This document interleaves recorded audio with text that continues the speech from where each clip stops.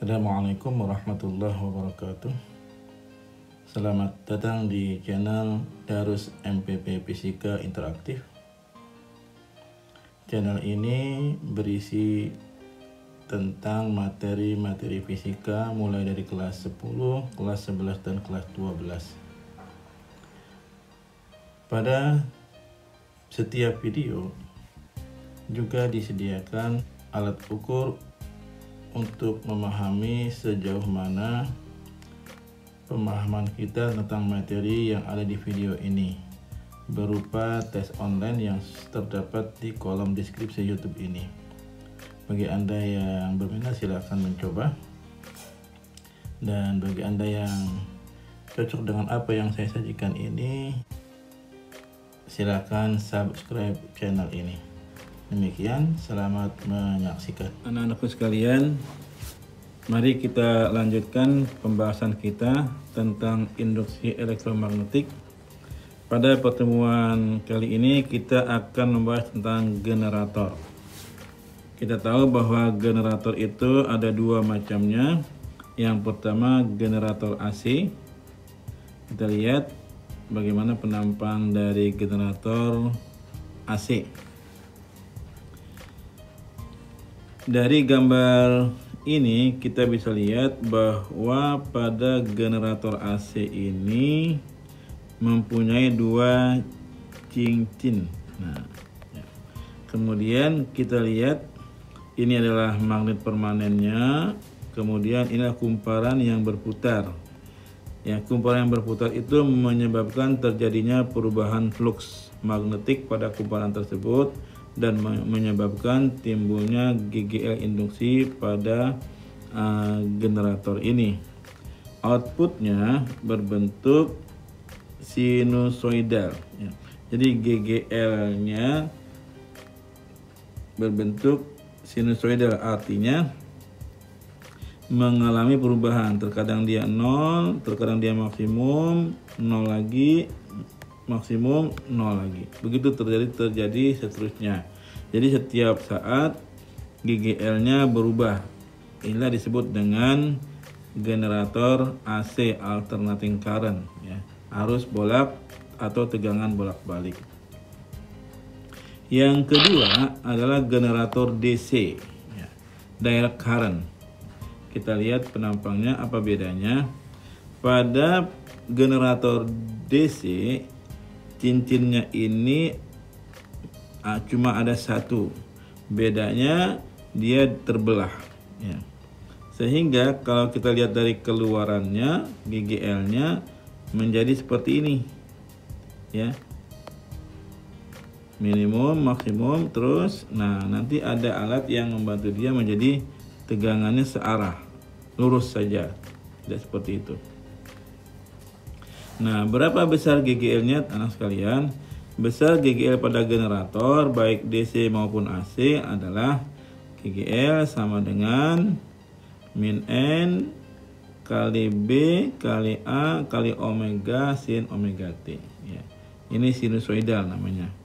Omega adalah ini kecepatan putarnya, A adalah luas dari kumparannya, B adalah besar induksi magnet pada magnetnya, dan N banyaknya lilitan. Ya, ini persamaan dari generator. Kita lihat contoh soal generatornya. Satu kumparan terdiri dari atas 200 lilitan berbentuk persegi panjang dengan panjang 10 cm dan lebar 15 cm. Kumparan ini mempunyai sumber putar tegak lurus medan magnetik sebesar 0,5 Weber per meter persegi dan diputar dengan kecepatan sudut 60 rad per sekon. Pada ujung kumparan akan timbul GGL maksimum sebesar, nah sekalian kita lihat yang diketahui N sama dengan 200 lilitan. 200. Kemudian A panjang kali lebar karena persegi. Panjang kali lebar berarti 10 dikali dengan 5. Berarti 50 cm persegi. atau sama dengan 5 kali 10 pangkat min 3 meter persegi. Kemudian B-nya adalah 0,5 W Tesla sajalah, Tesla. Dan omeganya adalah 60 rad per sekon. Kita lihat yang ditanya adalah Emax. Emax itu adalah N A B omega. N adalah 200, A 5 kali 10 pangkat min 3, A nya, B nya 0,5 setengah. Nah, omeganya 60. Kita lihat ini 1000 coret, berarti setengah kali 60 berarti 30 volt. Jadi hasilnya GGL maksimumnya adalah 30 volt.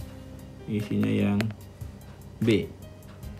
Berikutnya kita lihat contoh soal nomor 2.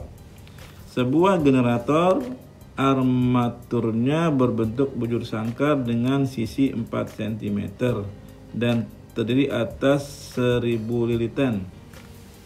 Jika armaturnya berada dalam medan magnet 0,6 Tesla, frekuensi putarnya agar menimbulkan tegangan maksimum 40 volt sama dengan, kita lihat A nya sisi kali sisi, berarti 4 kali 4 16 cm persegi atau 16 kali 10 pangkat min 4 meter persegi. Kemudian N nya 1000 lilitan dan B nya 0,6 6 per 10 Tesla atau dibagi 2 3 per 5 Tesla. Emax nya 40 volt. Maka yang ditanya omeganya, frekuensinya. Kita lihat bahwa Emax sama dengan NaBW, maka omega sama dengan Emax dibagi dengan NaB. NaB sama dengan Emax nya 40 per N nya 1000, kemudian A nya 16 10 pangkat min 4, kemudian B nya 3 per 5. Ini bisa dicoret 1000 jadi tinggal min 1, ini min 1 naik ke atas jadi 400, sisanya 16 dan 3, 5 nya naik ke atas ya. Ada yang bisa dibagi, 16 bagi 4 dapat 4, ini bagi 4 dapat 100, 100 bagi 4 ini dapat 25, berarti 25 kali 5 per 3, 100, 25 per 3 rad per sekon. Ini omeganya. Yang ditanya frekuensinya, berarti omega adalah 2VF, maka F nya adalah omeganya dibagi dengan 2V, berarti 125 per 3 per 2V, berarti di sini 125 per 6V. Nah, kita buat seperti ini anak-anakku sekalian. Kalian bisa cari hasilnya berapa dengan menggunakan kalkulator. Berikutnya anakku sekalian adalah kita bahas tentang trafo atau transformator. Ini gambar dari trafo atau transformator. Kita lihat ada dua kumparannya, kumparan primer dan kumparan sekunder. Ya, ini kumparan primer, ini kumparan sekunder. Ini adalah inti besinya. Nah, kemudian kita lihat gambarnya. Ini gambar atau simbol trafo. Ya, yang merah ini primer, kumparan primer, yang biru ini kumparan sekunder. Ya. Kemudian kita lihat berikutnya trafo ideal. Apa itu trafo ideal? Trafo ideal adalah trafo yang diidealkan. Jadi idealnya P input sama dengan P output. Karena P itu adalah V dikali dengan I, ya, perkalian antara tegangan dengan kuat arus, maka bisa dibuat jadi seperti ini. VV kali IP sama dengan VS kali IS. Kemudian karena, ya, bisa juga dibuat perbandingan seperti itu.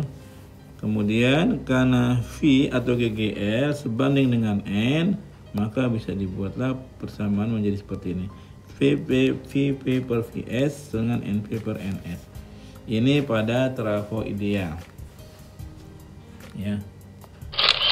Nah, kemudian pada kenyataannya anak sekalian, bahwa tidak ada trafo yang ideal. Kenapa demikian? Karena pada kenyataannya daya primer trafo tidak bisa sama dengan daya sekundernya.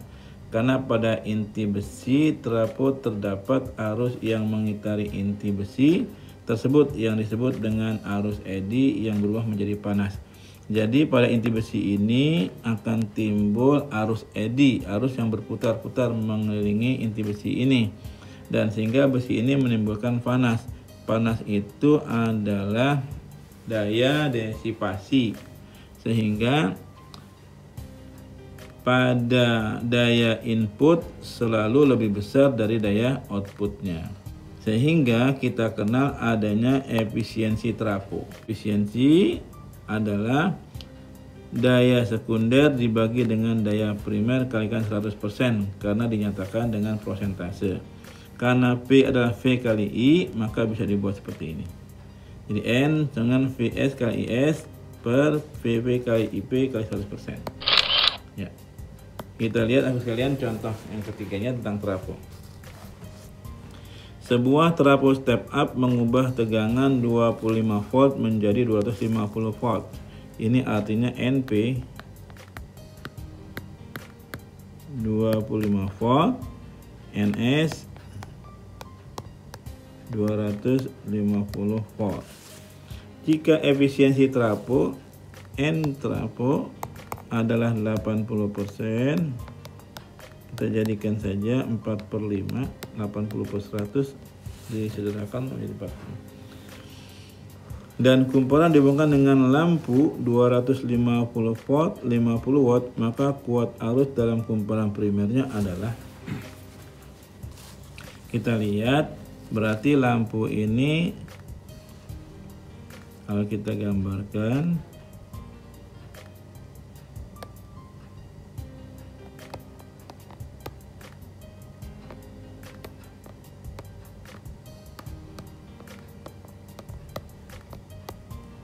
nah, lampu di sini adalah 250 volt dan 50 watt. Nah, ini adalah data alat. Sehingga kita bisa baca bahwa karena di sini adalah V, di sini V-nya 25, di sini VS-nya 250 volt, berarti lampu ini dipasang pada tegangan yang sesuai. Maka PS ini jadi daya lampu menjadi daya keluar PS, berarti 50 watt. Karena ada efisiensi, maka kita bisa mencari PP. Efisiensi adalah PS per PP sama dengan 4/10. per 5. Sehingga PS nya berapa? PS nya 250. PS nya 50 watt. PS nya 50. PP kita cari sama dengan 4 per 5. Maka PP sama dengan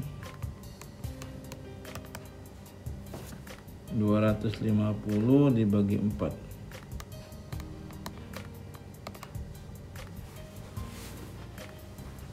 Berarti dapat 6, 24, 10, dapat 2,5. 62,5 watt. Itu daya primernya. Sekarang yang dicari apa?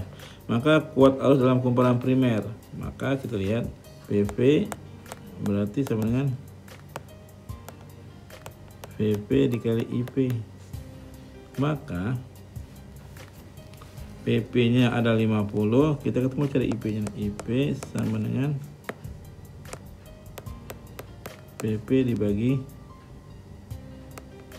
VP, hingga IP sama dengan PP nya adalah 250 per 4. Itu PP nya 250 per 4 dibagi dengan VP nya,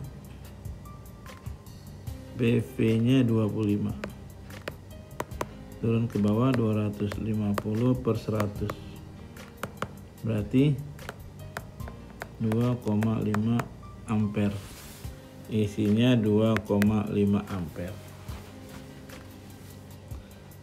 Berikutnya kalian kita lihat contoh berikutnya.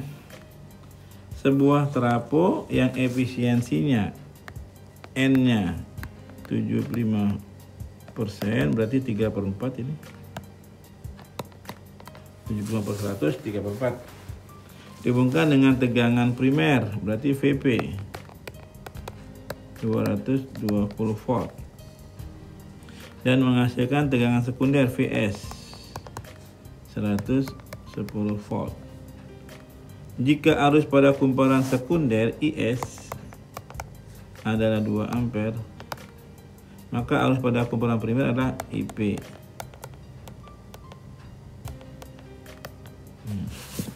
Nah, kalian kalau ini langsung bisa kita cari dengan persamaan. Efisiensi adalah PS kali IS per PP kali IP kali 100% sama dengan 3 per 4. Nah, berarti VS nya berapa? VS nya adalah 110, IS nya adalah 2 ampere, PP nya adalah 220, IP nya yang dicari sama dengan 3 per 4. Ini dicoret habis, maka 1 per IP sama dengan 3 per 4. Maka IP sama dengan 4 per 3 ampere. 4 per 3 ampere atau 1,33. Isinya yang E. Lalu sekalian, demikianlah pembahasan kita tentang trafo. Dengan berakhirnya pembahasan kita tentang trafo ini, maka berakhir pula pembahasan kita tentang induksi elektromagnetik. Jangan lupa kerjakan soal-soal tes online-nya. Selamat berlatih, semoga kalian sukses semua. Amin ya rabbal alamin. Assalamualaikum warahmatullahi wabarakatuh.